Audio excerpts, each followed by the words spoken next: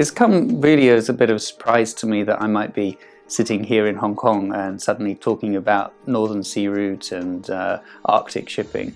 It is something I was involved with when I was working in London. So before I was in Hong Kong, I worked 10 years in our London office. And because of my background speaking Russian, I got involved in quite a number of Russian-based projects, including projects based up in the Arctic. And it was a sort of little specialism of mine to be looking at Arctic shipping, in particular sort of exploring the Northern Sea Route and how the Northern Sea Route might become commercially exploited. Arctic shipping is obviously one of those kind of difficult things because most of the time it's covered with ice, but over the last 30 years, probably due to climate change, we've seen that the polar ice cap has receded significantly during the summer months, which has allowed for more shipping in the Arctic regions.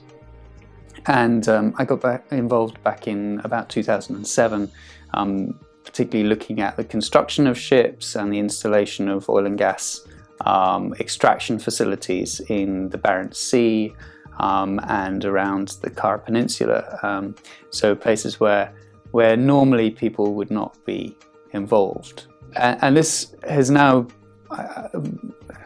10 years later, become much more significant because there are bigger projects now for the extraction of oil and gas in that region, and because of China's new emphasis on the Belt and Road program. And earlier this year, China announced that it would be not just a southern Belt and Road program, but a northern Belt and Road program as well. Principally because China is looking to some of the Arctic gas resources and importing some of those.